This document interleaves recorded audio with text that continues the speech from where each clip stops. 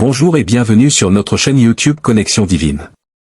La Bible nous dit dans Ésaïe 54 verset 17, « Toute arme forgée contre toi sera sans effet, et toute langue qui s'élèvera contre toi en justice, tu la condamneras. » T'es-tu déjà dit que « Nulle arme forgée contre moi ne prospérera » ? C'est une promesse à laquelle nous pouvons nous accrocher, surtout en temps de détresse et d'affliction.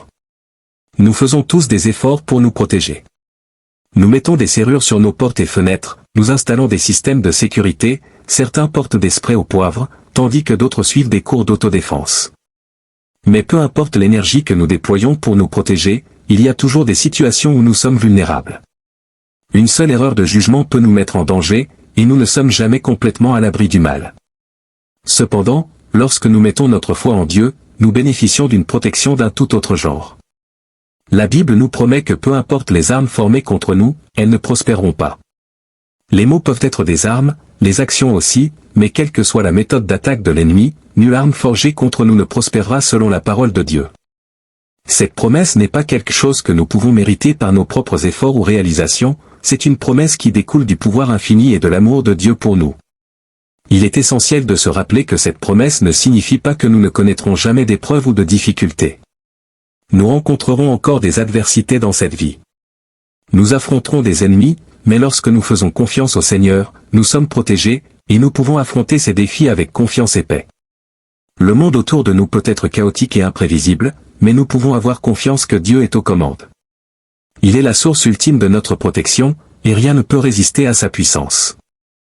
La Bible nous dit que le nom du Seigneur est une tour forte, les justes s'y réfugient et sont en sécurité. Lorsque nous nous réfugions en Dieu pour la protection, nous sommes abrités des tempêtes de la vie. L'un des exemples les plus puissants de la protection divine se trouve dans l'histoire de Daniel dans la fosse aux lions. Malgré le décret du roi selon lequel quiconque prierait un autre que lui serait jeté au lion, Daniel a continué à prier Dieu 3 fois par jour. Quand le roi a découvert cela, il n'a eu d'autre choix que de jeter Daniel dans la fosse aux lions. Mais Dieu a protégé Daniel, et les lions ne l'ont pas touché. Lorsque le roi est revenu le lendemain matin, il a été stupéfait de trouver Daniel vivant et en bonne santé. Ceci est un témoignage du pouvoir de la protection de Dieu et un rappel que nous aussi, nous pouvons faire confiance à ses soins divins. La protection de Dieu est surnaturelle, et elle n'est pas limitée par nos capacités humaines. Lorsque nous plaçons notre confiance en lui, nous mettons notre foi dans le Dieu tout-puissant et tout-puissant. Cher ami, je t'encourage à méditer sur ces paroles, « Nulle arme forgée contre moi ne prospérera ». Ce passage devrait nous apporter un grand réconfort et une grande assurance que Dieu est notre protecteur divin. Peu importe la nature de l'arme, qu'elle soit physique ou spirituelle, je te dis que tu peux résister à la tempête, tu peux surmonter les épreuves, tu peux endurer le feu si tu demeures en Jésus-Christ. La joie du Seigneur sera ta force. N'es-tu pas reconnaissant du fait que Jésus-Christ est le même hier, aujourd'hui et éternellement ? Car lorsque la vie devient difficile, tu peux rester fort en Dieu, qui a résisté à l'épreuve du temps. Alors, ne laisse pas les défis de la vie ébranler ta foi. Tiens ferme dans le Seigneur afin qu'il puisse combattre tes batailles. Dieu a promis d'être avec nous et de nous protéger de tout mal. En tant qu'enfants de Dieu, sa parole nous promet que nulle arme forgée contre nous ne prospérera. Prions maintenant ensemble. Seigneur, nous mettons notre confiance en toi. C'est toi qui veilles sur nous, c'est toi qui prends soin de nous. Ta parole dit dans Psaume 68 verset 5 à 6, « Le Père des orphelins, le défenseur des veuves, c'est Dieu dans sa demeure sainte. Dieu donne un foyer à ceux qui sont seuls, il délivre les captifs pour les rendre heureux, mais les rebelles seuls demeurent dans des lieux arides. Seigneur, peu importe ce qui se passe autour de nous, nous comptons sur ta force, nous trouvons réconfort dans ton soin, et nous avons une totale confiance en ta capacité. La Bible dit dans l'Hébreux 12 verset 2, « Fixons nos yeux sur Jésus, l'auteur et le consommateur de notre foi, qui, en vue de la joie qui lui était réservée, a enduré la croix, méprisé l'ignominie, et s'est assis à la droite du trône de Dieu. » Quand nous faisons face aux obstacles de la vie, aide-nous à garder nos yeux fixés sur Christ. Apprends-nous, Saint-Esprit, à nous examiner constamment et à évaluer où se trouve notre concentration et où nos regards sont tournés. Seigneur Jésus, je te remercie pour ta bonté. Je tourne mes yeux vers toi car tu as porté mes péchés lorsque tu étais pendu à la croix, tu m'as racheté, Seigneur, tu m'as sauvé et délivré. Si ce n'était pas pour ton merveilleux sacrifice, où serais-je aujourd'hui ? Si tu n'avais pas versé ton précieux sang, qui aurait pu me sauver ? Il n'y en a aucun comme toi, Roi Jésus. C'est pourquoi mes yeux resteront fixés sur toi. Tu as étendu tes bras aimants vers moi et m'as appelé à la repentance. À cause de cela, je me réjouis et je dis, toute gloire et tout honneur au Très-Haut, car je suis sauvé, sanctifié et racheté par le précieux sang de Jésus-Christ, l'agneau de Dieu.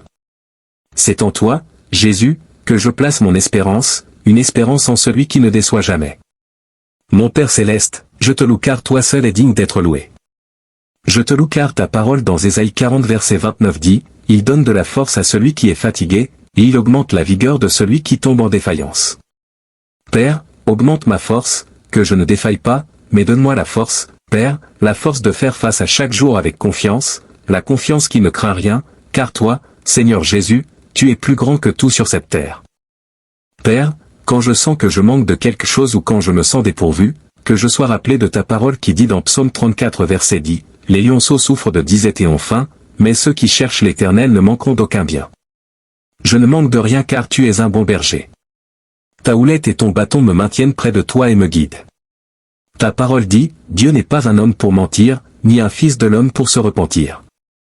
Ce qu'il a dit, ne le fera-t-il pas? Ce qu'il a déclaré, ne l'accomplira-t-il pas?